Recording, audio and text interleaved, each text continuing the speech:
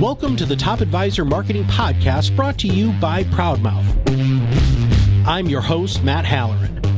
Being your own loud is not new to marketing, but the mindset, strategies, and resources to help you get there are evolving faster than this industry is keeping up.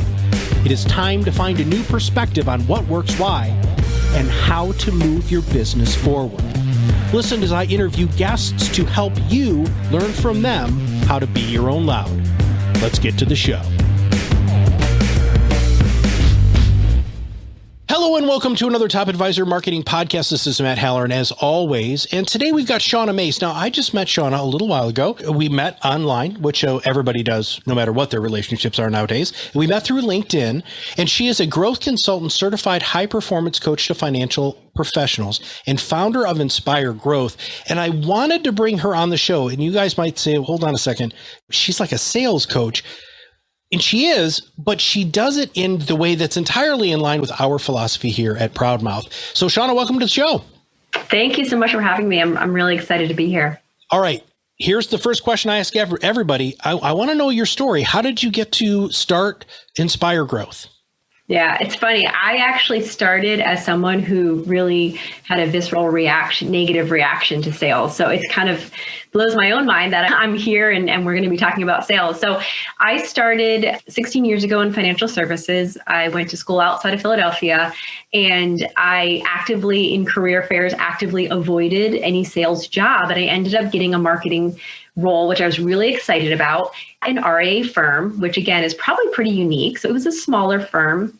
They were managing right around $225 million when I joined. And my role was really to help around development, help to produce content and help them grow.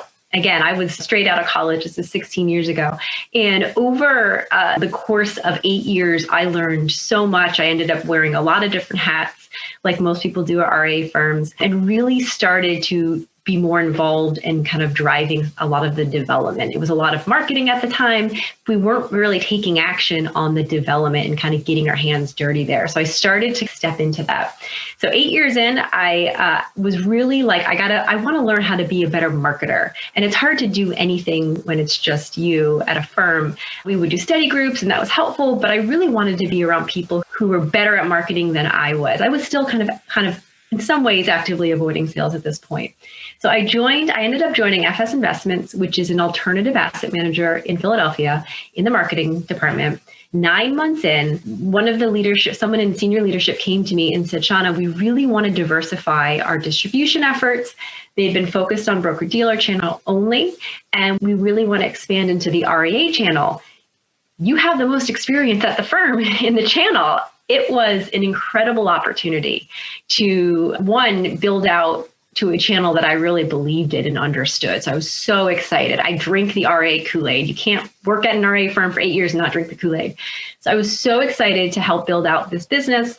And what it ended up affording me is this really unique opportunity to be not only doing marketing, but business strategy and actually doing sales. Like we were building out a sales team, a specific sales team for the channel, and they hadn't hired any wholesalers or any internals. And so I was covering conferences. I wasn't covering the phones, but that's largely because they didn't have clients yet in the RIA channel. But I was covering conferences and I was really like boots on the ground. And I ended up largely by force, kind of starting to learn. And I was trained in consultative sales. They ended up asking me to manage what they called the institutional internal desk, which was the internal salespeople that covered the RIA channel. So I learned how to coach, really refined my own sales skills, and ended up eventually running the sales strategy and analytics team, which is really like a sales operations team, where we were supporting the 100+ person sales organization, all the leadership in not just the strategy, but the execution, the alignment with marketing, really like how do you sell? How does a large organization sell? I absolutely fell in love with sales. Wow. It's so funny. I actively avoided it. And it's funny, sometimes that happens. You end up falling in love with it. And then I started Inspire Growth really because I love working with advisors. I love working with small business owners. And I was really excited to take all of this learning that I had acquired over the past 16 years and bring it and translate it to these smaller practices. Gotcha. Now, something just happened. And one of my favorite things in the world is when somebody shares with me what happens right before we podcast. Because one, it's top of mind. Two, you still have some emotion surrounding it. So let's talk about what you just did with one of your clients right before we started recording. Yeah, absolutely. They were actually my first client. This is a healthcare fintech startup. They have a big pitch to pitch their hedge fund to a group of founder investors. This is the first time they have pitched the hedge fund. Really great opportunity for them. They're actually sitting in the room right now with 6+ potential investors. And what we did yesterday, we actually did a pitch practice, and we spent 2 hours together on a Zoom, where we had gone through the deck. I've helped them develop all of their material over the past year and a half. But really, we were going through and I was coaching them on how do you deliver this? And there's obviously, when you're standing in front of a potential investor and you're looking to raise millions and millions of dollars, there's a lot of pressure, there's a lot of nerves. Now, none of these people are traditional, they wouldn't call themselves salespeople or development people. They're very technical. So we have someone who's one of the top AI engineers in the world. We have someone who's really doing financial operations. And then there was someone who's really managing like a quant strategy, right? So these are technical people. And it was a blast. So we literally were role playing. They're getting on as if they were presenting it. We were going through each slide, and I was they largely nailed the story. They know their stuff. It was really about refining the delivery. Okay. And when to ask questions and when to check in with the audience. Like, how do you make it a conversation instead of a presentation? I can't wait to hear how it went. I have a really good feeling. They were well prepared. There's a lot to unpack there, and something that has driven me crazy for a long time in this industry is how advisors take for granted role playing, how they don't practice, but they're experts or professionals. What do you do with that? I mean, how do you do role plays without them coming across as being corny or unmotivating or not realistic? Break that down a little bit, Shauna. Yeah. If anyone could see me, I'm nodding my head very actively over here because I agree. The sales skill is like a muscle. You got to develop it. And the best way to do it is to practice. So for role plays, and I do role plays with clients, and it's really effective. And not just, certainly role plays for meetings that are coming up, but also practicing skills or really practicing their own messaging. Like, I can't tell you how many every advisor I have ever talked to feels like they need to work on their messaging. Mm-hmm. And they spend a lot of time refining. And I'm like, the most important part of the process is to go out there and road test it. Like, try it out, because it might sound different than the words on the paper, and that's okay. And you have to make it yours. And so when we do role playing, I have had advisors who have been able to send me actual calls, which is amazing. And not everyone can do that. But if you can, that is the absolute best way to do coaching that I know of. That's how I did it when I was managing the sales desk. I would listen to calls and we would actually work through together. And we'd always come out with like, what's the one thing we're working on? One thing, not 10 things, but one thing. So when we role play though, so obviously I've been in the industry a long time. So I put myself in the shoes of whoever their ideal client is or whoever that meeting's with. And I'll ask them for some guidance up front. Like, what is your objective, right? What are you trying to accomplish? And tell me a little bit about, like, if I don't know the audience well, like, give me a little background. And then I'm the audience and they're the advisor. And we literally walk through it together. And oftentimes we go through the whole kind of thing and then we download together. I'll first ask them, what do you think? Mm-hmm. What do you think? How do you think that went? I'm interested to hear what they picked up on, because that's probably in some ways almost more important than what I picked up on. And then I will typically coach around, again, focusing on specific skills. I'm not going to give them 10,000 things to work on. It's overwhelming, but focusing on like one or two things. And then we practice it again, focusing on those one or two things, really one thing. And so usually the role play might happen 2 or 3 times, and then we take a break from it. They're supposed to go practice it on their own with someone else or in a real life situation, ideally. And I'm interested to hear how it went. And again, if they feel like they need to continue to develop those skills, we need to continue to practice. That's how we get better. But it really is identifying, when it comes to developing sales skill, it's one, understanding the fundamentals of that skill, and then applying it, getting feedback, and continuing to apply it until you get to a point where you feel good and it's working. What are the fundamentals? I mean, well, you just really opened a can of worms. We're going to chase this rabbit here. I'm mixing my metaphors. Of course, I do that all the time on this podcast. But what are the sales fundamentals in your mind? Oh gosh, it depends. It's situational, but I would say at the very basic level, like one of the most important things is listening. Listening, there are multiple levels of listening, right? We tend to kind of stick to this first level, which is active listening with our own agendas in our mind, right? We kind of know what we want to accomplish. And so we're listening, but we're listening with ourselves in the center of the universe still. And if you're looking to connect with someone, if you're looking to really understand and read between the lines, which by the way, that's what people want because they can tell, they can feel that. I've had someone who would be considered a very large institutional buyer or prospect say to me, literally, she said, I felt like we didn't talk about anything I expected. We didn't talk about the product. We didn't talk about the service. It's like he was like taking it to where didn't even know I wanted it to go. He was reading between the lines. And that happens when you drop your agenda and you really hone in and are like 100% with that person. And that is not something that many of us do and certainly don't practice. I actually did a sales tip video on this. There's 3 levels. That's the second level. And the third level would be like truly full body listening, like trusting your intuition.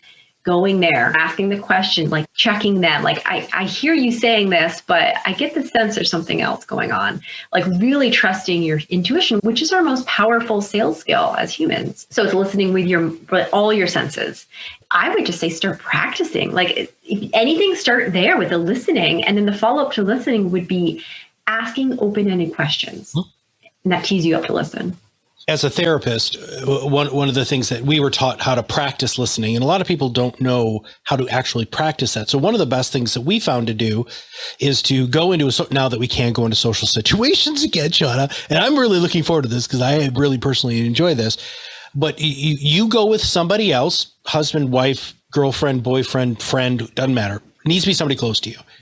And what you do is you sit on the other side of the room and you try to listen to a person's conversation from another table or a couple of tables over. And both of you take notes. Oh, I love that. You're not saying anything. So I don't have to interrupt with, I'm listening to ask you the next question. I'm actually listening to listen. And being able to just do that is first off, it's fascinating because then you get to compare notes and it's a lot of fun.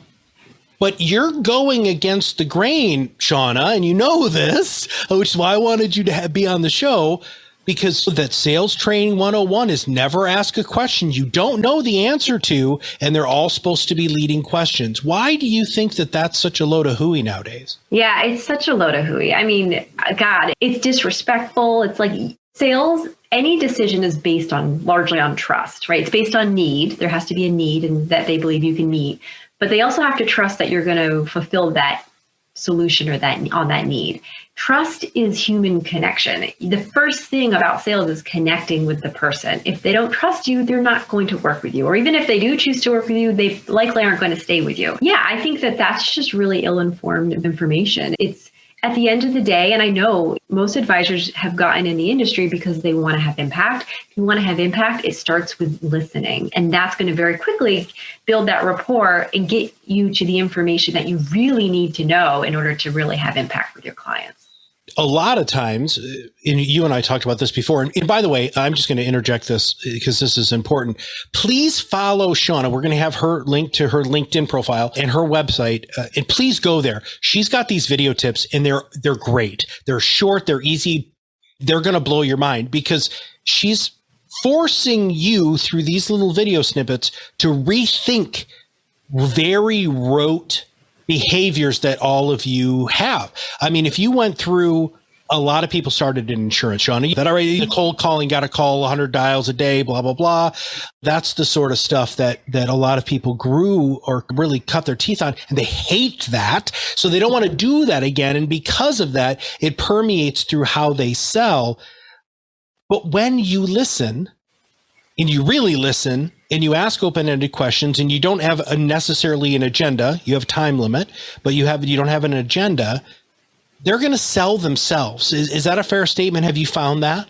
Yes, absolutely. Yeah, you definitely, ultimately the goal of the listening is to connect, one, and two, to uncover the needs. Now, there may be needs that they're aware of. There are oftentimes needs they're not aware of. And that's your job, to help guide them there and to help them acknowledge those needs and help them understand how you can help solve those needs. Or maybe you can.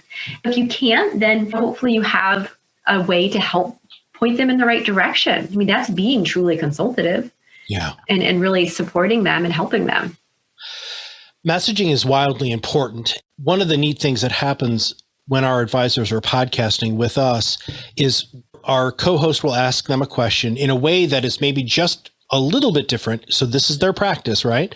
And in fact, we pitch that often, that every time you're on a show, it's just really practicing for game time, because game time is when you're in front of a client or a prospect, right? This is going to help you hone your language like you're talking about when somebody gets it.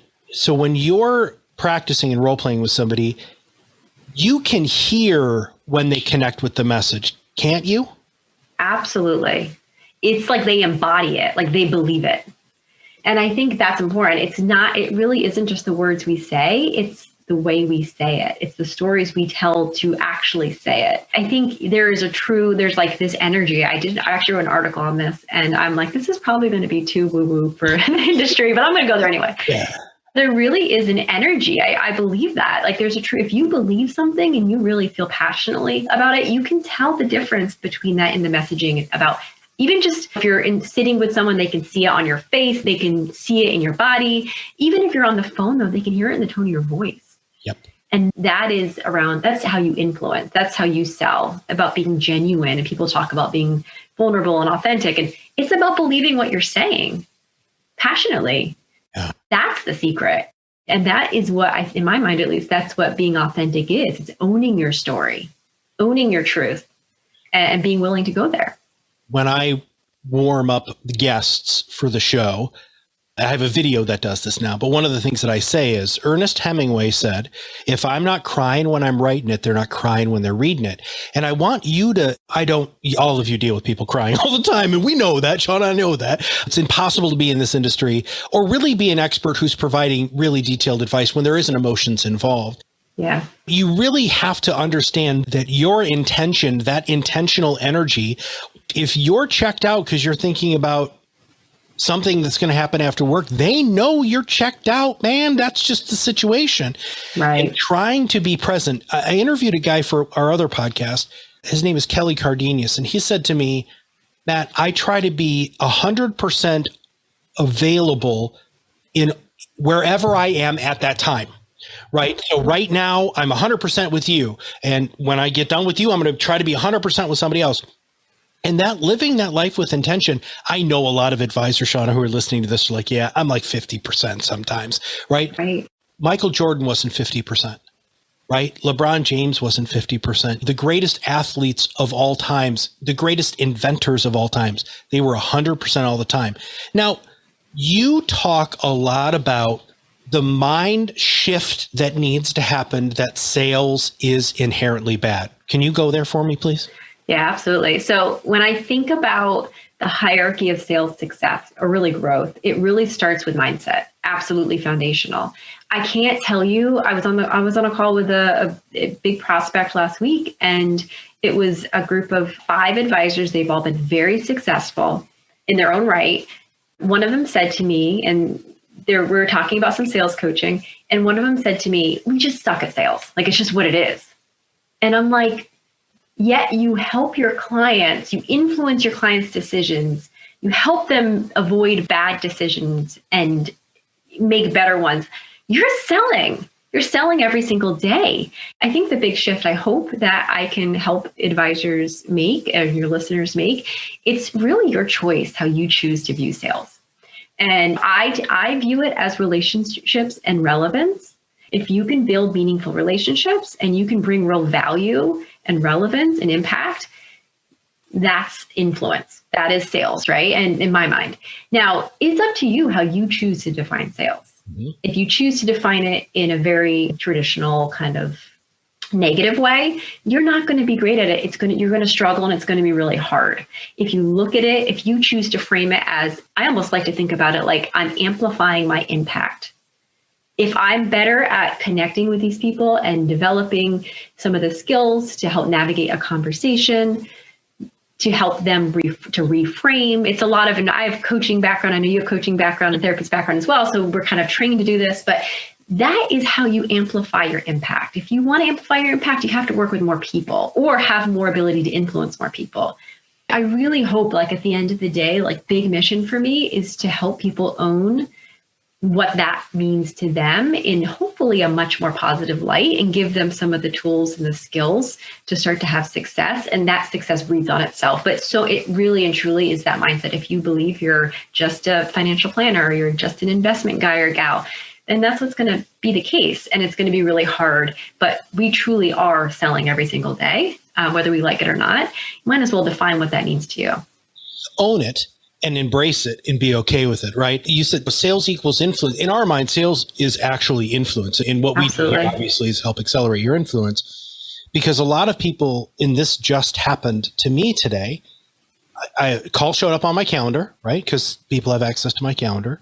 And I'm the sales guy here, right? Chief relationship officer is what we call me because I know it just sounded more fun than whatever else you could do.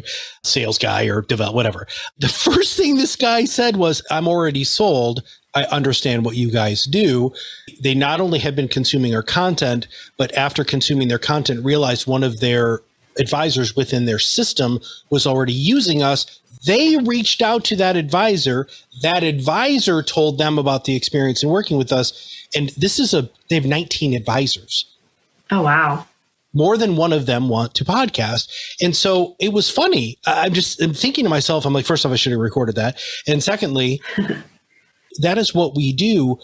We have done everything that Shauna says. So I'm going to wrap a couple of things up here. And then I have one more question for you. But everything that Shauna teaches is not only applicable to the world of marketing, podcasting, video, blogging, writing, anything that you're going to do, sales, cold calling, phone calls, any of those sorts of things. Everything that she's talking about is the way that people want to buy today. And that's why I was so excited when we met. After I watched your videos and we had our pre-call, and I'm like, okay, this person's absolutely awesome, because there is a new philosophy of sales. And I think you have embodied it. And it is part of who you are and what makes you tick, because people don't want to be sold to anymore. They want to buy from you. And the only way they're going to buy from you is if you influence, and if you're ever present and omnipresent, giving them the good information, shutting up, listening to what they need, not what you think they need, right? But what they actually need. And that changes absolutely everything. Here's my final question for you. When you're helping somebody solidify their message, how do you do that?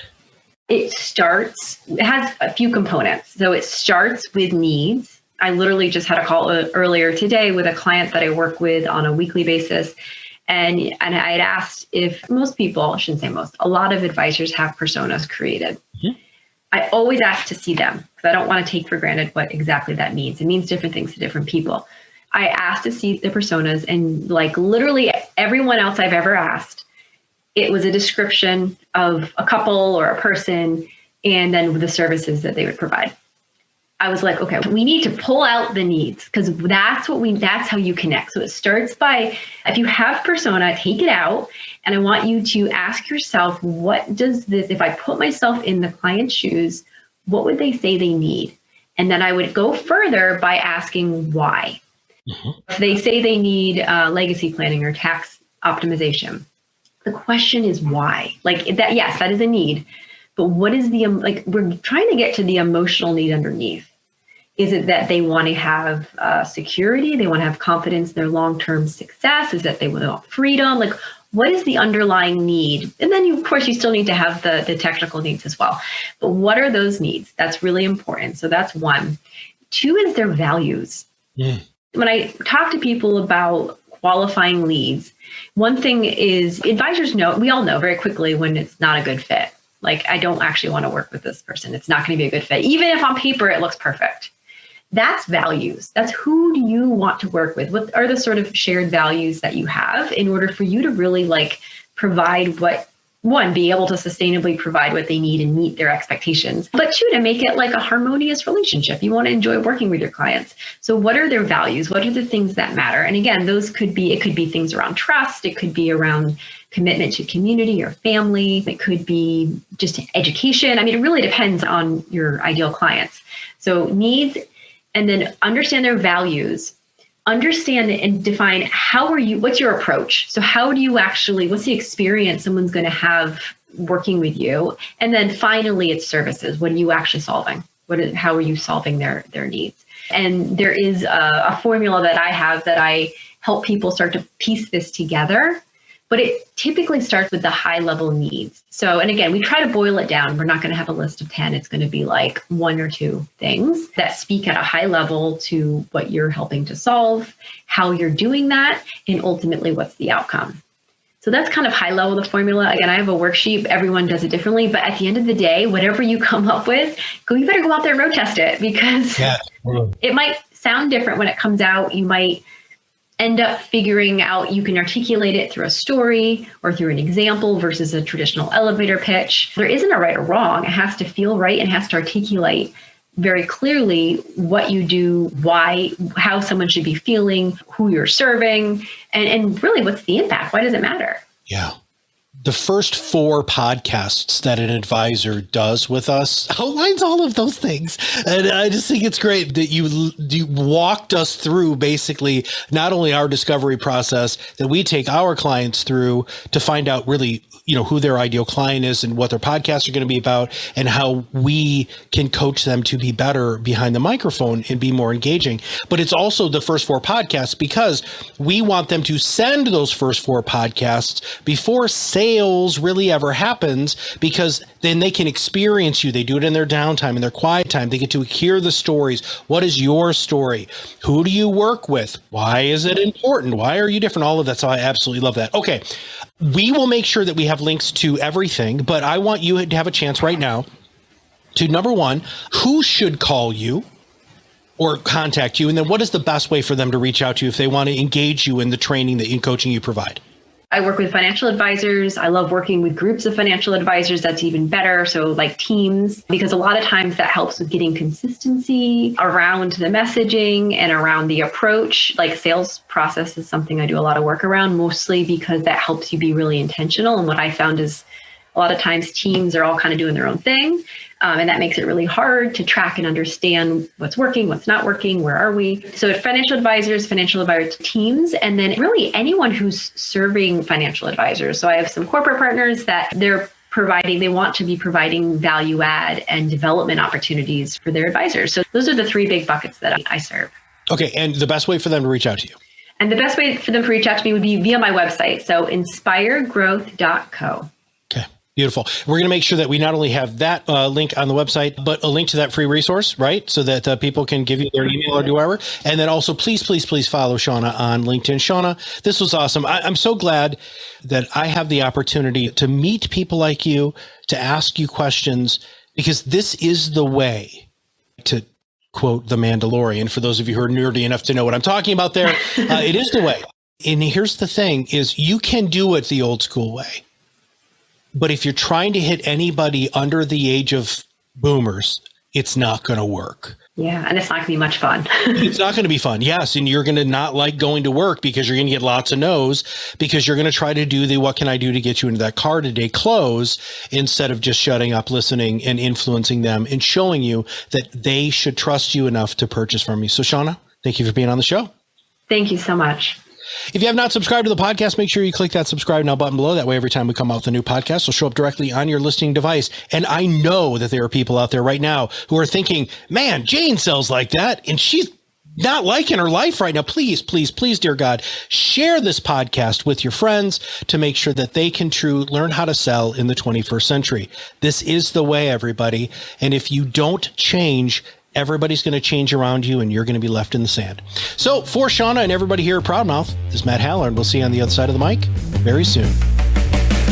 Thanks for listening to the Top Advisor Marketing Podcast, brought to you by ProudMouth. If you want to learn more about how you can be your own loud, visit our website, read our blog posts, attend our educational webinars, and sign up for our new Influence Accelerator Academy, where you too can learn how to truly be an influencer in your space. Have a wonderful day.